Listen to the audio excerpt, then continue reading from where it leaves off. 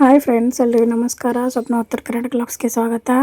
ಇದು ಕೃಷ್ಣ ಜನ್ಮಾಷ್ಟಮಿ ವ್ಲಾಗ್ ಆಗಿರುತ್ತೆ. ನನ್ನ ಮಗಳನ್ನ ರಾಧಾ ಮಾಡಬೇಕು ಅಂತ ಬೆಳಿಗ್ಗೆನೇ ನಮ್ಮ ಮನೆಯವ್ರದ್ದು ಸೆಕೆಂಡ್ ಶಿಫ್ಟ್ ಇತ್ತು. ಹಾಗಾಗಿ ಬೆಳಿಗ್ಗೆನೇ ರಾಧಾನ ಮಾಡಿದರೆ ಆಯಿತು, ಇವರು ಇರ್ತಾರೆ ಅಂತ ಅಂದ್ಕೊಂಡು ಬೆಳಿಗ್ಗೆನೇ ಬೇಗ ಎದ್ದು ನನ್ನ ಮಗಳು ಹಿಂದಿನ ದಿನ ರಾತ್ರಿನೇ ದೋಸೆ ಅಂತ ಇದ್ಲು. ಅವಳಿಗೆ ಗೋಧಿ ಹಿಟ್ಟಿನ ದೋಸೆನ ಹಾಕ್ಕೊಟ್ಟಿದ್ದೆ.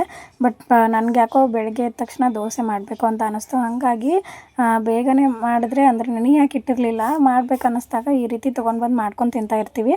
ಇದನ್ನ ರೆಡಿಮೇಡೇ ಸಿಗುತ್ತೆ. ಇದು ಹೊರಗಡೆ ದೋಸೆ ಹಿಟ್ಟು ಅಥವಾ ಇಡ್ಲಿ ಹಿಟ್ಟು. ಅದಕ್ಕೆ ಆಲೂಗಡ್ಡೆ ಪಲ್ಯ ಮಾಡಿದ್ದೆ.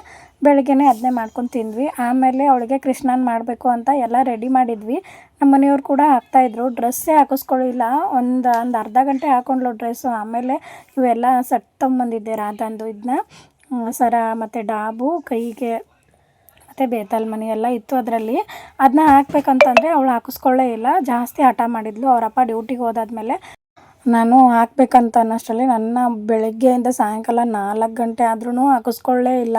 ಕೆಳಗಡೆ ಪಾಪು ಅಂದರೆ ಮೇಲ್ಗಡೆ ಒಂದು ಪಾಪು ಇದೆ, ಅವ್ರನ್ನ ಕೃಷ್ಣ ಮಾಡ್ತಾಯಿದ್ರು. ಅದನ್ನಾದರೂ ನೋಡಿ ಹಾಕ್ಕೊಂತಾಳೆ ಅಂತ ಕೆಳಗಡೆನೇ ತೊಗೊಂಡು ಹೋದೆ. ಅವಳಿಗೆಲ್ಲ ಬೇಕಾಗಿರೋದನ್ನು ಕೆಳಗಡೆ ಮನೆಯಲ್ಲಿನೂ ಹಾಕಿಸ್ಕೊಳ್ಳೇ ಇಲ್ಲ. ಹಾಗೆ ಮೇಲ್ಗಡೆ ಬಂದ್ವಿ. ಹಾಗೋ ಹೀಗೋ ಮಾಡಿ ಹಾಕಿದ್ವಿ ಸೆಟ್. ಆಮೇಲೆ ಮಲ್ಕೊಂಡಿದ್ಲು. ಆವಾಗಲೇ ಗಂಧ ಅದನ್ನ ಹಚ್ಚಿದೆ.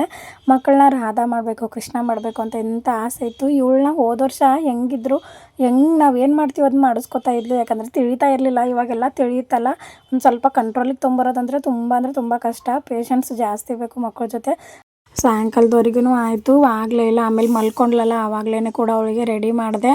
ಅಷ್ಟೆಲ್ಲ ಇದು ಬಿಂದಿಗೆ ಮತ್ತು ಕೊಳಲ್ಗೂ ಮತ್ತು ಬಿಂದಿಗೆಗೂ ಒಂದು ಸ್ವಲ್ಪ ಡೆಕೋರೇಟ್ ಮಾಡಬೇಕು ಅಂದ್ಕೊಂಡೆ. ಬಟ್ ಅದು ಆಗಲೇ ಇಲ್ಲ. ನಾವು ಒಂದು ಅಂದ್ಕೋತೀವಿ, ಅದು ಅಂದೇ ಆಗೋದು. ಏನು ಅಂದ್ಕೊಂಡ್ರು ಅದು ಆಗೋದೇ ಇಲ್ಲ.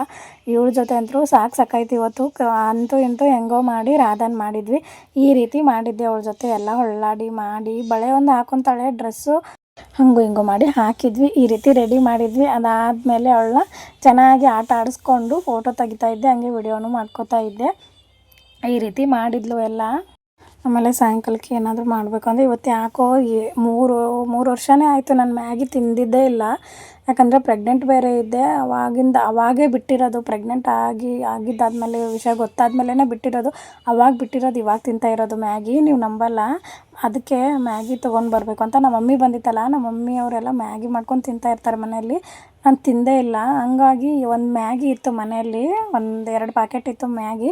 ಹಾಗಾಗಿ ಮ್ಯಾಗಿ ಮಾಡ್ಕೋಬೇಕು ಅಂತ ಸಾಯಂಕಾಲಕ್ಕೆ ಮ್ಯಾಗಿ ಮಾಡ್ಕೋತಾ ಇದ್ದೆ. 7 ಗಂಟೆ ಆಗಿತ್ತು ಟೈಮು.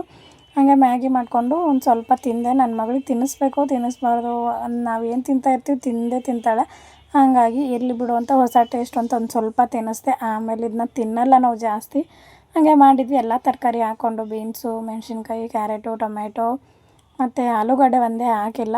ಎಲ್ಲ ಹಾಕ್ಕೊಂಡ್ಬಿಟ್ಟು ರುಚಿಗೆ ತಕ್ಕಷ್ಟು ಉಪ್ಪು ಹಾಕಿ ಎಣ್ಣೆಲಿ ಫ್ರೈ ಮಾಡಿಕೊಂಡು ಸ್ವಲ್ಪ ಕೊತ್ತಂಬರಿ ಹಾಕಿ, ಅರಿಶಿನ, ಖಾರದ ಪುಡಿ ಹಾಕಿ.